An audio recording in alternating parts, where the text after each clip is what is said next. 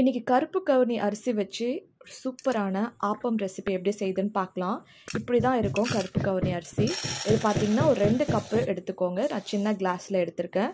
1 cup idli அரிசி, 3/4 cup பார்த்திங்கன்னா பச்சரிசி, 3/4 கப்பு உளுந்தும், கொஞ்சோன்னு வெந்தயம் ஆட் பண்ணிக்கோங்க. 1/2 ஸ்பூன் போதும். இது நல்லா வாஷ் பண்ணிவிட்டு ஒரு 6 மணி நேரம் நல்லா ஊறணும்.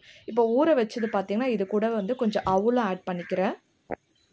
இப்போது ஊற வச்சுருக்க அரிசியை நல்லா இதோடு போட்டு இந்த அவலோடு சேர்த்து நம்ம அரைச்சி எடுத்துக்கலாம்.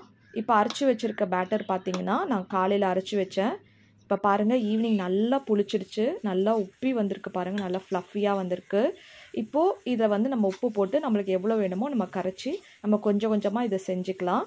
இப்போ பாருங்கள், நான் ஆப்பக்கடாயில் நான் உங்களுக்கு ஊற்றி காட்டுறேன் எப்படி வருதுன்ட்டு. இப்போ ஆப்பக்கடாய் நல்லா சூடாகிடுச்சு. கொஞ்சம் கொஞ்சமாக ஊற்றி இந்த அளவுக்கு நல்லா ஓட்டையாக வரணும். மூடி வச்சு ஒரு 2 நிமிஷம் நல்லா வேக வச்சு எடுத்திங்கன்னா பாருங்கள், வெளில கிறிஸ்பியாக உள்ள நல்லா சாஃப்டாக இருக்கும். இது கூட பார்த்திங்கன்னா தேங்காய் பால் வச்சு சாப்பிட்டிங்கன்னா ரொம்ப செம்ம டேஸ்ட்டாக இருக்குது. நாட்டு சக்கரை போட்டு கண்டிப்பாக நீங்களும் ட்ரை பண்ணி பாருங்கள். இந்த மாதிரி ஹெல்த்தியான ரெசிபி உங்களுக்கு பிடிச்சிருந்தனா லைக் பண்ணுங்கள், ஷேர் பண்ணுங்கள், சப்ஸ்கிரைப் பண்ணுங்கள். தேங்க்யூ, பாய்.